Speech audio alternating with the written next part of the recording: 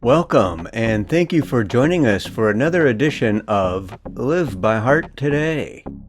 Episode 48, everybody. See Through Agreements.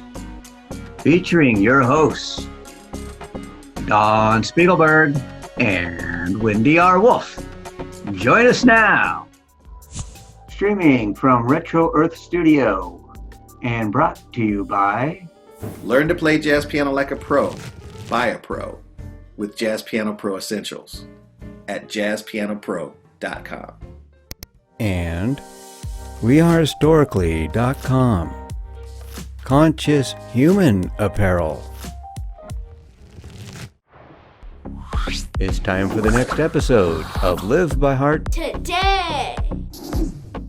Hello and welcome to the Live by Heart Today show number 48. This is a show designed to help you navigate change, uncertainty, and the new world we found ourselves in. We'll talk a little bit about science, a little bit about how our body works, a little bit about intuition, and we'll talk a lot about transformation. I'm Dawn Spiegelberg, a posture therapist and coherence coach, and we're focusing on living agreements. Today's theme is see-through agreements. And with me for today's Heart to Heart is my co-host, Wendy R. Wolf, professional transformation facilitator. Hi, Wendy. Hey, Dawn. What a great topic today. It's so rich, and I'm really excited to hear you share about the anatomy and how our bodies work, especially around our eyes we're focusing on today. And I wanted to say that our wonderful producer, Rusty, came up with this title, See-Through Agreements, and he's so clever with words and how see-through is like clear, so we're having clear sight and being clear about our agreements, and also the idea that is a big part of the show, that what we're doing when we see is we're seeing through agreements, we're seeing through experiences that we've had, or expectations and desires, and all kinds of mental and other patterns we're seeing through, not what's happening, but what gets formed as in our head about it. So we're going to explicate that a lot. I'm really excited to hear what you're going to say, Dawn. Very well said. Our brain is interpreting. Yes, what we see. And it's like the old adage, wearing rose-colored glasses. So when you mentioned seeing through agreements, the rose-colored glasses can also be an agreement. And Yes. So we're perceiving the world around us with a preset agreement of what we're going to observe. And then it gets interpreted by our brain in particular and specific ways. And not everyone is wearing rose-colored agreements. So it's interesting to me because there is a certain, we call it personality type, right?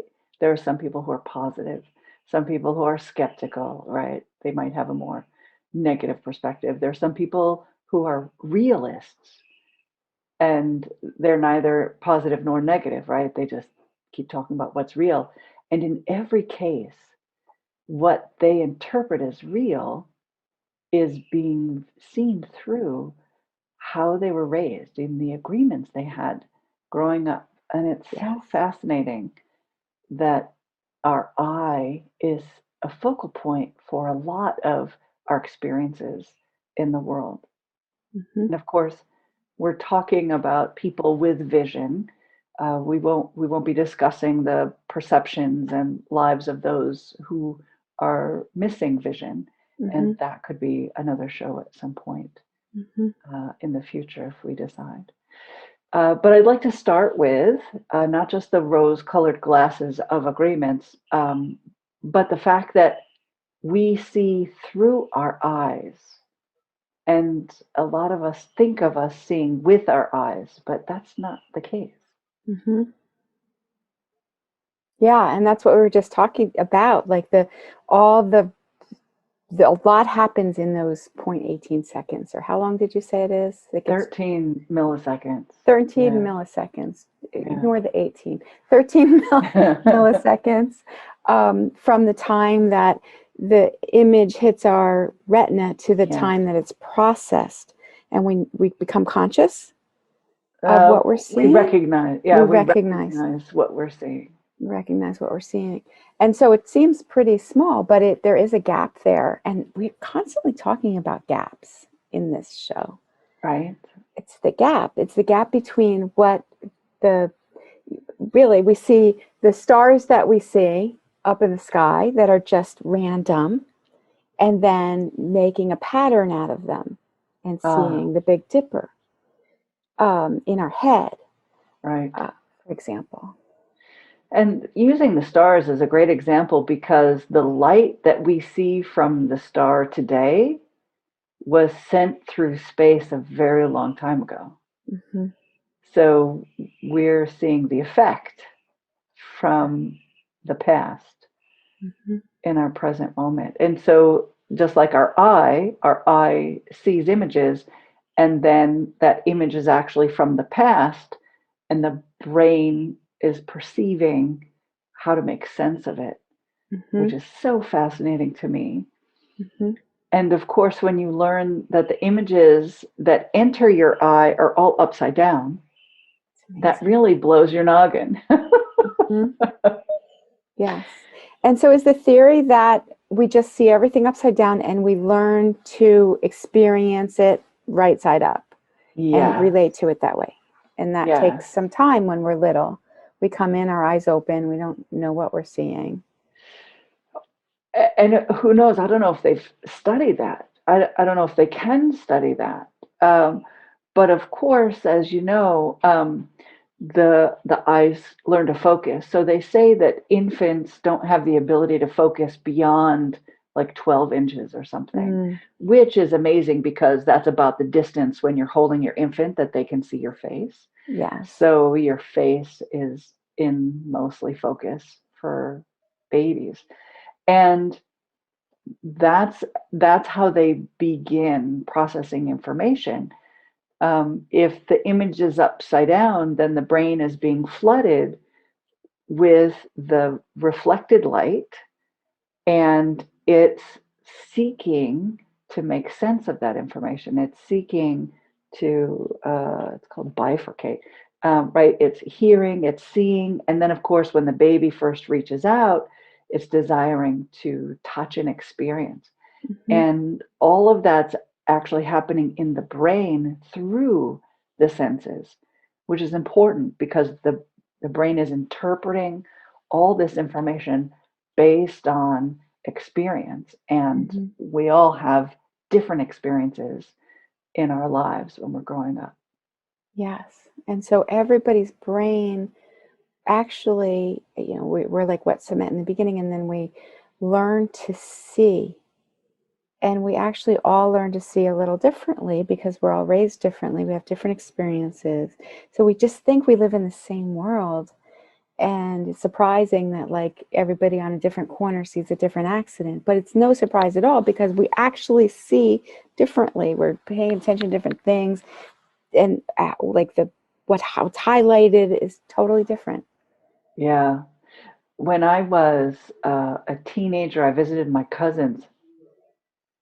And they threw a brick at me. And I was expecting it to be as heavy as a brick, right? So I reached to grab it and to catch it so that it didn't fall and break, because bricks are hard and they can crack. And it turned out it was made of foam. But in that moment, when I perceived a brick being tossed at me, my brain didn't notice and pay that close attention at how easy it was for them to throw it. Yes. Right? My brain was calculating what it would take for me to catch it instead. And so that's a great example of all the experiences I had with a rectangular shaped clay looking object meant it was heavy and had a certain weight and a certain mass. Yes. And somehow they got a hold of this foam brick and really changed my perception of Yes, what and it a would have thrown different too, but you weren't thinking about that, and you were set. Do you remember the feeling of it? You're set for a certain experience, and it was totally different. yes, it was a shock. It was like, whoa, wait, because it sort of bounced, right? It was foam, so it sort of bounced in my hand, and I didn't understand it. Mm-hmm. It was Yeah. interesting. And Yeah. so that was my experience dictating what my eyes perceived as Yes. a brick. And then it was so beautiful. My body prepared Mm-hmm. to catch a heavy clay rectangle. And so that's a recipe that had been created based on my experience of touching bricks, of Mm-hmm. placing bricks, right, Mm-hmm. stacking them, unstacking them. And the only framework I had for an object that was rectangular and the color of clay was how heavy it was in an actual brick. Mm-hmm. So my brain could not comprehend a brick made of foam because I didn't have Yes. any experience with it. Yes. And all of that because of my eyes, the information that had come through my eyes and how it was interpreted by my brain. Yes. I'd like Yes. to mention too a very fascinating phenomenon, and this goes along with the way in which our brain interprets, and that is we have optic nerves, and the optic nerve enters the back of the eyeball, and there's a spot where there aren't the cells that allow us to see where that optic nerve enters Hmm. the eye itself. And of course, optometrists look in your eye, right, to see the quality of your optic nerve and the blood Yes. vessels there to make sure everything appears normal. And what's fascinating is that we cannot see from that area where the optic nerve enters the eyeball. It's considered the blind spot. Mm-hmm. What's amazing is that in our vision, we don't have a blind spot that we are aware of, Right. even though it's there. And you can do those little paper, right? You put a couple of dots on a paper and you move it in such a way, and then you can't see the second dot, and that's finding your blind Ah, spot. So it's a neat. fun exercise. But the Yeah. truth is, the brain is so unique in that it fills in the picture Yes. where the blind spot is. I think this is the most important thing that we're going to say in the whole day. Our brain fills in the picture. Like, and all the wonderfulness of that and all the crazy that comes out of that. Yes, wonderful and crazy because of our perceptions and our prior experience. Mm-hmm. I have a great story. I spent some time in my 20s uh, at a college, and not far from the college, between the college and the local downtown, was a cemetery. Mm. And at night, in the winter, it would get dark pretty early, and we'd go downtown and get stuff from the Rite Aid or buy Mm-hmm. fast food or something, and then we'd have to walk back through the cemetery at night. So what was amazing is that all the kids that I was with had watched lots of scary movies featuring cemeteries, Ah. and I hadn't seen them. So Uh-huh. I was just walking through the cemetery, no problem, and they were freaking out. At the Just shadows and at the wind and at the yes, rustling. just Yeah. completely offset because it was nighttime and it was based on their experience. Uh, Hmm. and their experience was different because of what they had fed their brain. And Mm-hmm. a movie isn't real. Right. But we see it. Yes, but you see it and your brain interprets it. And how does it then create an experience for you? Because their Yes. experience was that at night cemeteries were dangerous.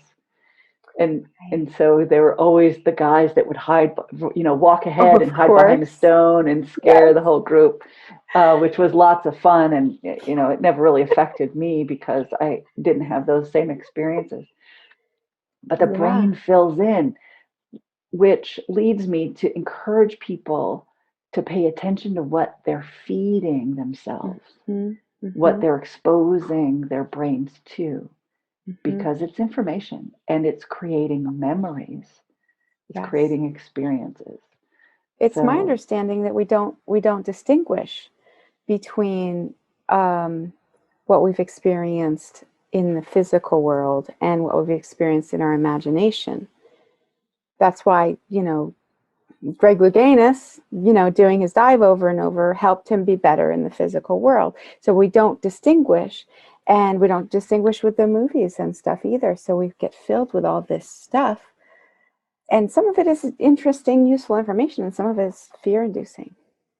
yes, a lot of it is fear inducing. And that's how movies are designed. They're designed to create a conflict. And then there's the climax, right? The pinnacle of the denouement of the climax, and then the resolution of it.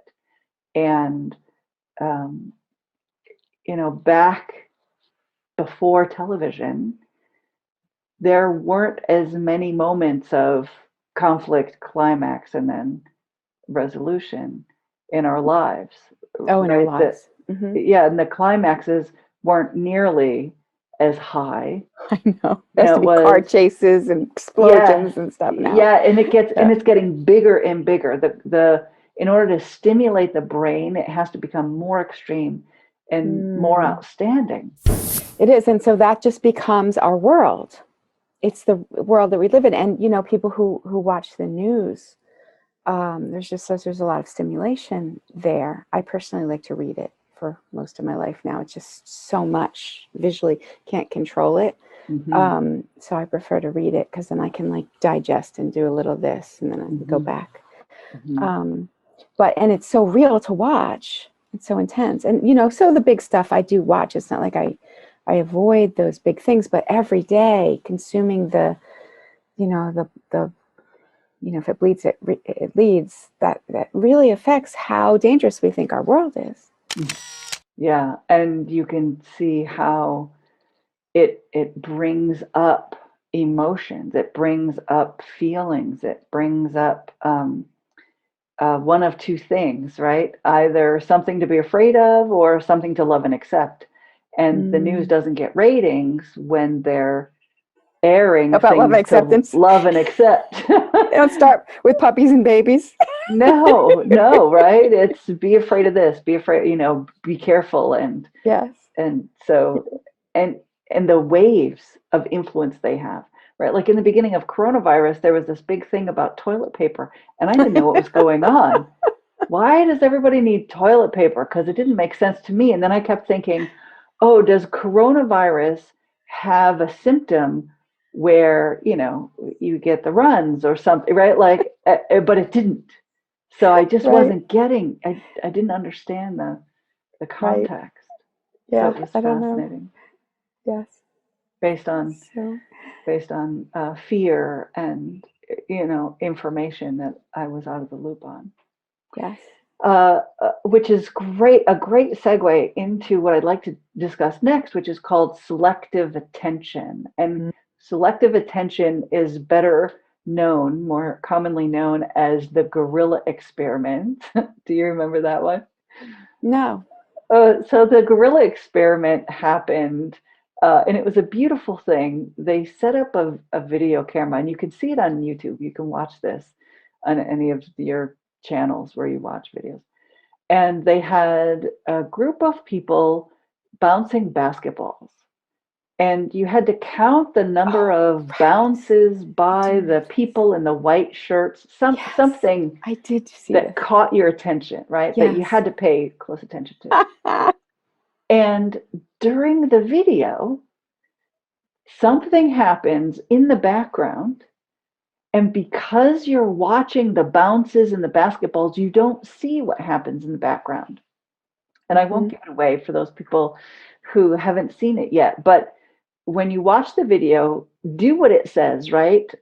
Watch the balls bouncing and counting and do that. And then at the end, listen to the commentary about it. This is called selective attention, which means we see what we're focusing on.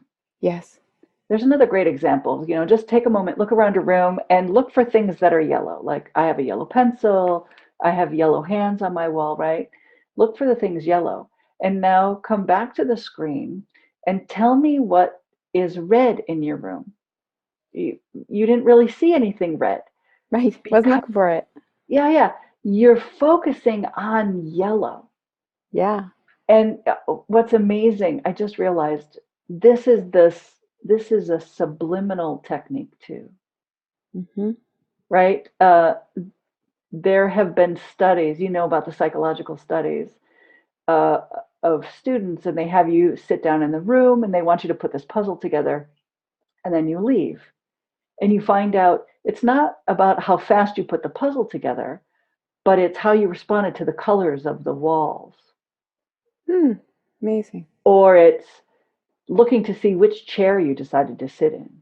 Did you sit in the chair where the puzzle was right in front, or did you sit across the table and pull the puzzle toward you, right? So you think it's about one thing, but it's really about they're looking at something else. Yes. And that's selective attention, because where you focus is what you affect. Mm-hmm. And the researchers don't want you to negatively affect the outcome, so they test something else while you're focused on while you're conscious about this other thing. Yes. And then all the other things are in play, your natural patterns just show up. Yes. Which is exactly what we're talking about. The natural patterns just show up. So I might see some stars and I make a face out of them because I make faces naturally. Or I see the pattern of the Big Dipper because I'm so used to it. Mm-hmm. So I just look, where's the Dipper? Where's the Seven Virgins? I have certain ones that I know what they are, and the rest are just like they're just stars. Yeah. And so I don't see, I just don't pay any attention to them. Mm-hmm. Oh, stars. I have a great example on Valentine's Day. I put some mustard on a piece of sausage. So the sausage was round and I just squirted mustard out. And you know how it kind of squirts and then takes a breath and then you squirt a little more? Yes. So I put the mustard back in the refrigerator and I went to sit down, and this mustard squirt was in the shape of a heart. And of course it's Valentine's Day, but it was upside down. So I didn't see it. And I might not have seen it if it hadn't been Valentine's Day, because I was cued into seeing hearts because it was Valentine's Day. Yes. I had a heart-shaped mustard splotch on my... So we see what we expect to see. Yes. And we see what we're programmed to see. We see like all that wet cement gets dry in certain patterns, and we just see the same things over and over. And based on our experience. Even when things change, we might not notice. Yeah, exactly. When I got my first pair of eyeglasses in 8th grade or 7th grade, and I remember exiting the optometrist with my eyeglasses on, and my mother was waiting for me in the waiting room, and she aged about 20 years. It was a real shock to me because I hadn't seen her face clearly, apparently, for a couple of years. Wow. And then suddenly, I was seeing all the lines and the wrinkles, and it was phenomenal. Seeing individual leaves on a tree driving home, the world just became a completely different place. Yeah. Perceptions are incredible. So I want to take a moment and have a brief break. And when we come back from the break, we'll talk about how our language develops. Thank you, We Are Historically, for your conscious human apparel. Shop online at wearehistorically.com. Hello, I'm Dawn Spiegelberg, a heart coherence coach. How do we create happiness in our own life when it seems like there's nothing to be happy about? When the world is crumbling around us, what do we do? What do you do? How can you be happy? how can you connect with what's most important? If you need a happiness adjustment, if you want to learn how to be grateful at any time in your life, contact me today so you can experience heart coherence. Hi, I'm Darius Wilrich. I instruct an online video course that teaches anyone how to play jazz piano like a pro with my proven step-by-step system that makes it simple to learn. Jazz Piano Pro Essentials. Enroll today at jazzpianopro.com and download my free quick start guide. Welcome back to the Live by Heart Today show. I'd like to talk about how language is developed and coincides with our vision and how closely they are developed together. So there's a group of natives, I'm guessing somewhere in the Amazon, South America. I don't recall exactly where they're from. And that's not the important part. The important part is they have lots of different perceptions and words for colors of green. So different shades of green have a different word. What's amazing is they don't distinguish the color blue, and they don't have a word in their language for blue. And there was an experiment where they set up a circle of squares, so a bunch of squares set in a circle, and one of the squares was blue, and these peoples were asked to point out the one that was different, and they couldn't perceive it.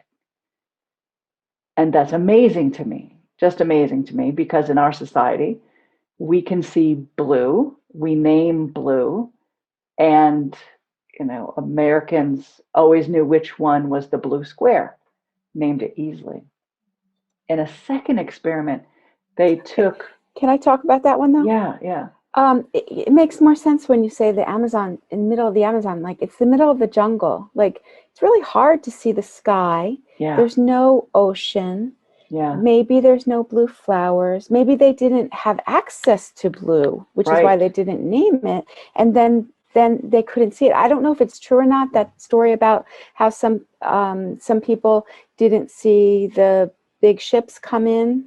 Some of the Native Americans didn't see the big ships come in because they had no concept of it. So it didn't occur. I don't know if that's true or not, but it goes along with this. We have to learn to see. Yes. And when the Spaniards came off of their ships on horses, there wasn't an understanding of that. People on horses what's this? Yes. What is this four-legged thing with a torso in the middle of it? Oh, it was a person on a horse. So it's interesting because of their experience, because of the world that they grew up in. Now, of course, secondarily, the experiment had a bunch of greens, and then one block was slightly darker. And most average people can't see the slightly darker block. But everyone from this particular tribe knew exactly which one was slightly darker, right? So they had an understanding of different shades of green that we don't perceive. And again, it makes more sense to me because it's like they live in a world of variegated green. Yeah. That we don't. Yeah. So regarding living agreements, the influence of our society, of our experiences, is very, very strong. Isn't there something you'd like to say about that? I do. What I want to say is that in my practice, in my soul maturing development practice, one of the big things we look for is programming. One of the big things we look for is we're constantly, incessantly clearing it. Oh, that's somebody else's perspective. That's somebody else's expectation, somebody else's desire. What is mine? It's just it's a never-ending process of taking the colored glasses off and off and off and off. So And I don't expect until we're masters at least to really come to anything like quote reality, because it's just this layers of the onion of releasing so much of how we're trained to perceive the world, and therefore how it is for us, and therefore who we are in it. It's really quite extraordinary how deep this goes from my experience.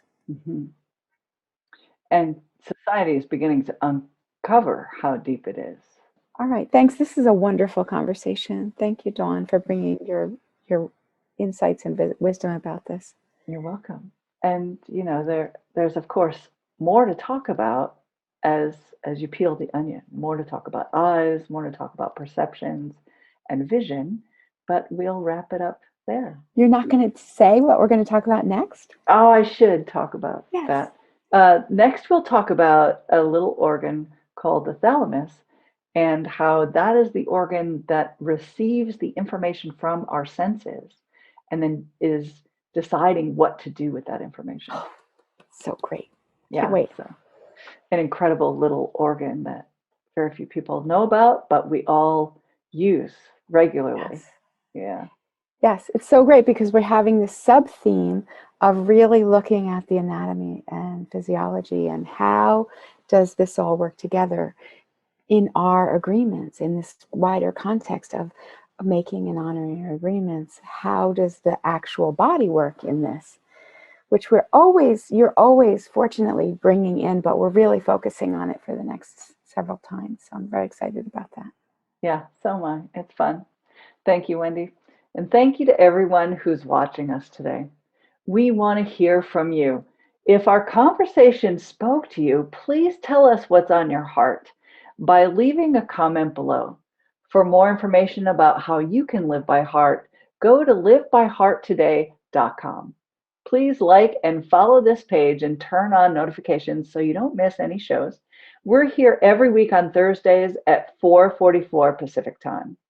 From our heart to yours, we're creating a better tomorrow because we live by heart today. And that concludes this portion of Live by Heart Today! Thank you for watching. View more episodes on our YouTube channel. Don't forget to like and subscribe. Let's give a shout out to our sponsors. Shop online at wearehistorically.com.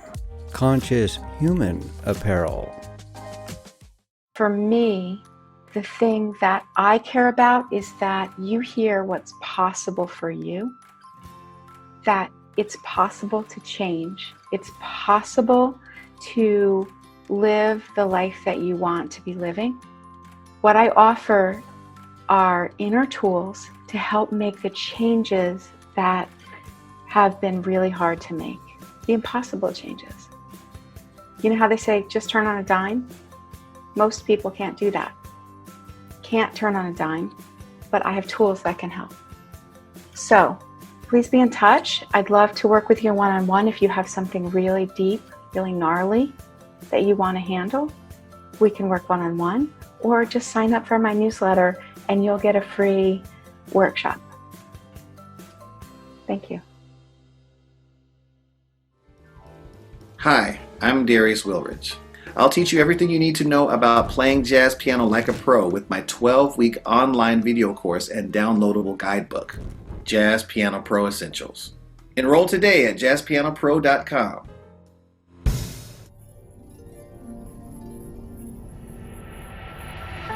Have a happy